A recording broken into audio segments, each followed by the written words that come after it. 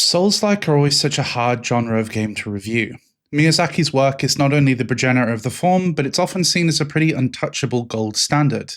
This isn't a unique problem, it's true of many other genres, especially the more recent ones like Vampire Survivors-like, but Soulslike is such a strong vibe in feel, aesthetic, and tone that many fans kind of just look for an extension of the thing they already like. To be close enough to Dark Souls is often good enough. However, Dark Souls with guns, Remnant from the Ashes, and Dark Souls with mechanical body horror, The Surge, proves there's still some room to move away from what people expect, whilst giving a thoroughly good experience. AI Limit, like those previous two, gets a little lost in itself, but it does give just enough to build on what you already love, and serves a pretty strong visual identity in the process. I don't really know if it has the steel to last the test of time, but it does manage to make a worthy contender for the same category of Soulslike that Mortal Shell, Lies of P, and Steelrising land in. For a soul sicko searching for a supplementary something, this Soulslike seems solid. I hope I left my sibilance filter on for that one.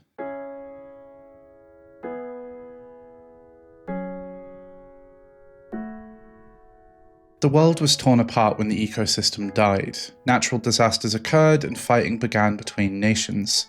When the dust settled, only few remained. That's before the mud popped up and started spreading. With it came the unleashing of monsters upon the land. You awake as a blader, a humanoid lifeform who can return after death thanks to branches, AI Limit's campfire system. Your goal is to restore branches and make your way through Havenswell, the final bastion of humanity. When you aren't traversing through sewers, you're making your way through shantytowns and mighty torn down monuments. AI Limit's narrative talks about wealth and societal atrophy. It shines a spotlight on soldiers profiting from the death of others, yet it mostly stops there. It's a texturally interesting story, but also one that feels like it never really commits to the themes it gestures at. You could make the argument for this being deliberate esotericism, that is, very Souls-like after all, but while it veers into that at times, its lore is actually mostly straightforward. Notes are often a direct description of a feeling, timeline, or event.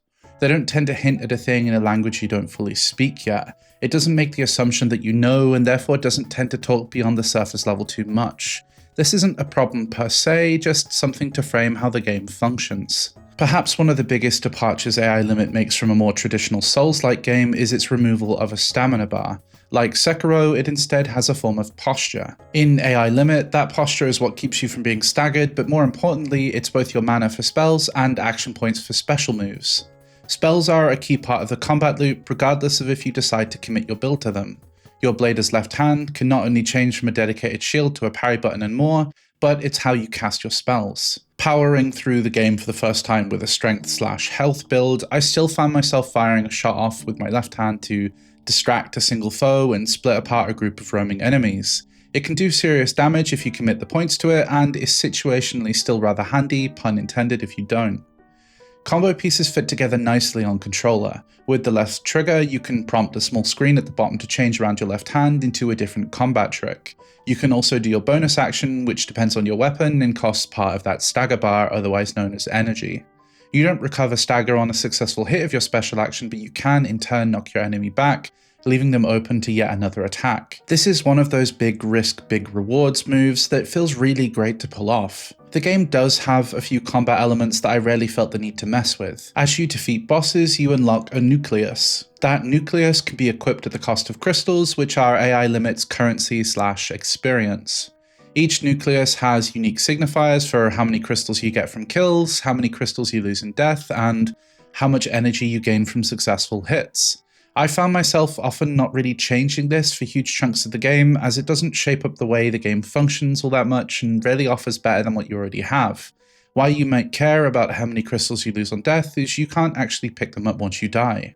This is actually not a bad change for AI Limit. It's quite a quick game, with me sprinting pretty much everywhere and either dying or beating the boss in a minute or so each time. I never wanted to do the run back to collect my crystals to keep going.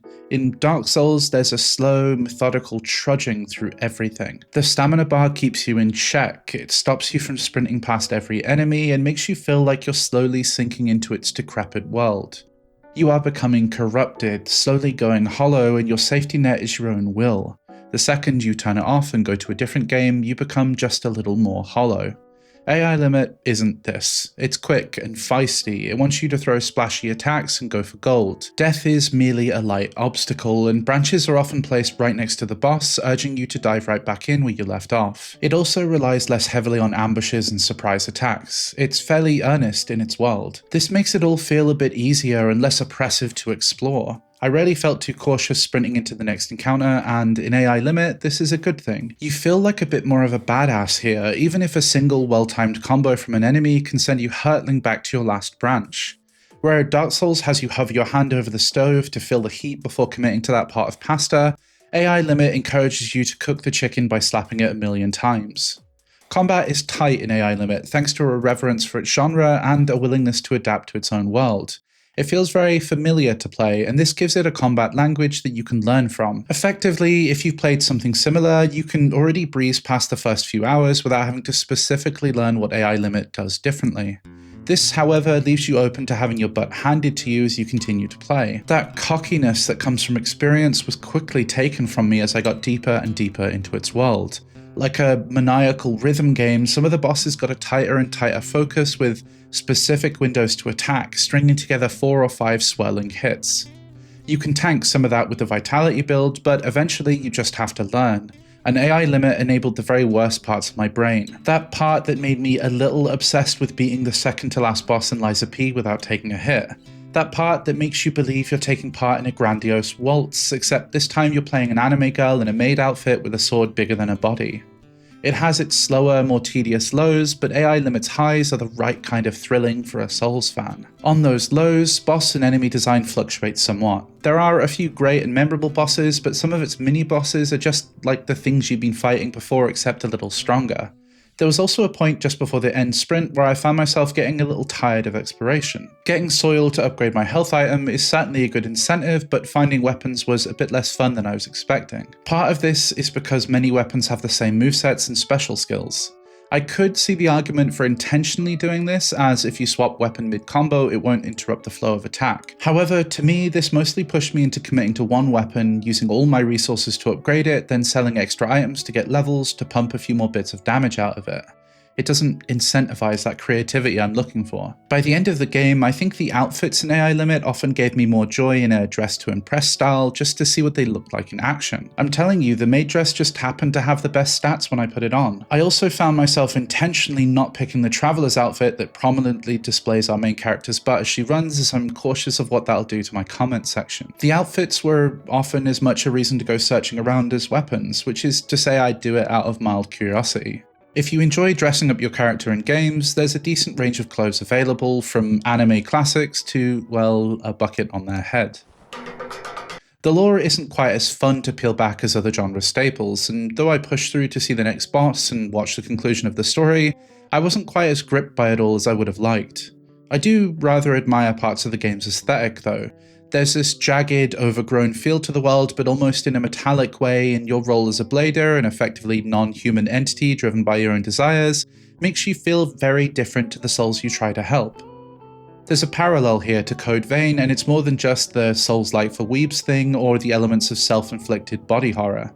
It's all quite jarring to walk through a rather wretched hallway to find a cute anime girl on the other side. For clarity, I quite like this, but can't help but wonder how much better and more sickly that tone could be if it committed to the Madoka Magica route. The parts that clash do so seemingly just as a result of throwing together of themes and not through an intent to really creep you out. I won't be showing it for spoiler reasons, and many of this video will try and avoid as many spoilers as I can, but there is a swamp area in AI Limit, and it's fittingly horrible for a Souls-like, with areas that slow you down, a slowly building poison meter that will wipe you out if you don't have an antidote, and tough creatures that are more than happy to take advantage of the poor state you found yourself in. It's wicked, but also wicked. If you find yourself running up against a brick wall, a quick trip to a side area will get you the item to do ability reconstructions at any moment for free, giving you all the points you've spent into your character and allowing you to respec at any time. AI Limit does a really good job at making you feel like it's not all over once you run into your first roadblock. In New Game Plus, it even gives you extra resources instead of certain quest-specific items, which only further incentivizes playing around with your class. If the weapons felt just a little more open-ended, this element of the game would feel almost perfect. Exploration is very solid in AI Limit. Giving you the ability to teleport early on does feel like a light crutch to allow you to just jump from place to place without the need to make it super coherent, but it does do a pretty good job of looping you around a tower only to point out the window and say, look how far you've come. It also has a good few extra zones and paths to take, new quest lines to go down, and a few different endings to see. You have to take PlayStation's playstats with a grain of salt, but AI Limit took me under 20 hours to get through, whilst also taking on some of the side quests and alternate paths you can take. I think this is a game that will be helped a good bit by its MSRP, which is around half the price of a new game.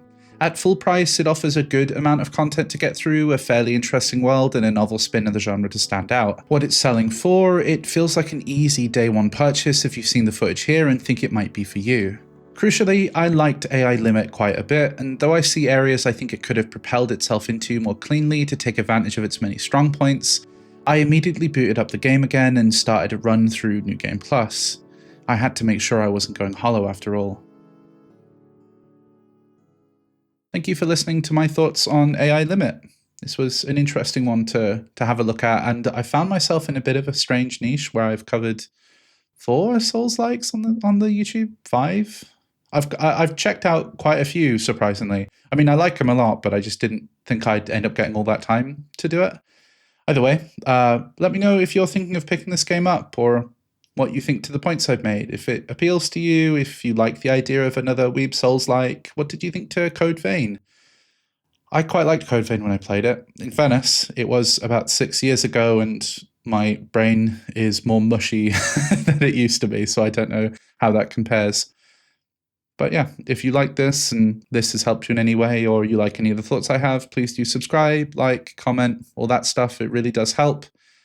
My Out in Full video did quite nicely for me, so I actually hit the goal that I'd set in that, which I suppose when I think about it, I was just saying out loud. I wasn't necessarily saying it to anyone in particular, but that makes me really happy, so I'm glad to see it. If you want to see that number go a little bit higher, then subscribing would really help me out. Thanks.